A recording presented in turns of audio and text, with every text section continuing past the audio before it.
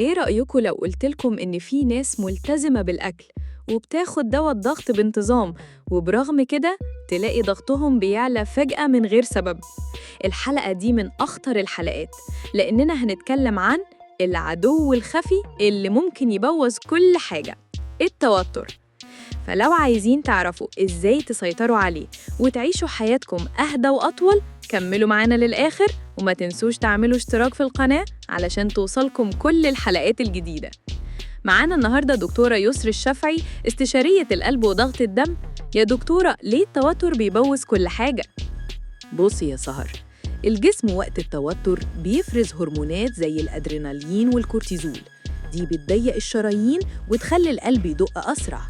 النتيجة الضغط يعلى، ولو التوتر بقى يومي الشرايين نفسها بتتأثر ويبقى الضغط مزمن. عندي مريضة اسمها أم أحمد، ست في الخمسينات، كانت ملتزمة بالأدوية والأكل، وبرغم كده الضغط عندها كان بيفضل عالي. لما قعدنا نتكلم اكتشفنا إن سبب الضغط هو مشاكلها في الشغل والخناقات اليومية. مجرد ما بدأت تعمل تمارين تنفس وتدي لنفسها نص ساعة مشي يومياً، الضغط نزل من غير ما نغير الدواء. يعني التوتر بجد ممكن يكون السبب الوحيد؟ يا سهر، الزحمة، المشاكل الأسرية، القلق على المستقبل، كل دي حاجات ترفع الضغط من غير ما نحس. طيب يا دكتورة، إزاي الواحد يعرف إن التوتر مأثر على ضغطه؟ في علامات واضحة: صداع متكرر، شد في الرقبة أو الكتف، ضربات قلب سريعة، وقلة النوم. لو لقيت الحاجات دي متكررة يبقى التوتر مأثر عليك فعلاً. طب يا دكتورة، نعمل إيه بقى؟ عايزين حلول عملية. بسيطة جداً. أول حاجة التنفس العميق.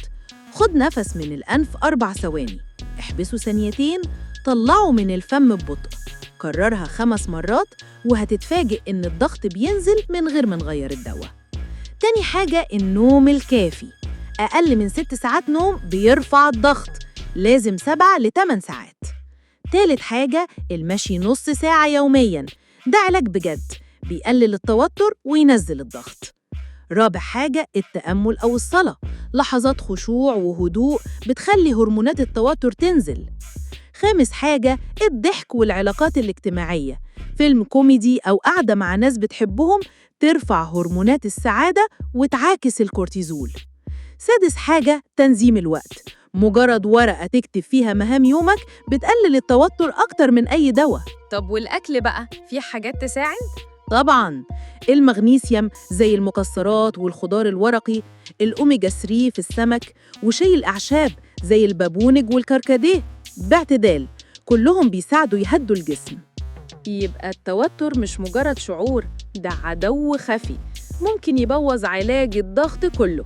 لكن لما نعرف نسيطر عليه هنحافظ على صحتنا ونعيش عمر أطول وأهدى. نورتينا دكتور يسر. اعملوا لايك للحلقة دي وشاركوها مع حد تعرفوه عايش متوتر على طول، واشتركوا في القناة علشان تستنوا حلقتنا الجاية، أفضل 10 عادات يومية تخلي ضغطك تحت السيطرة طول العمر.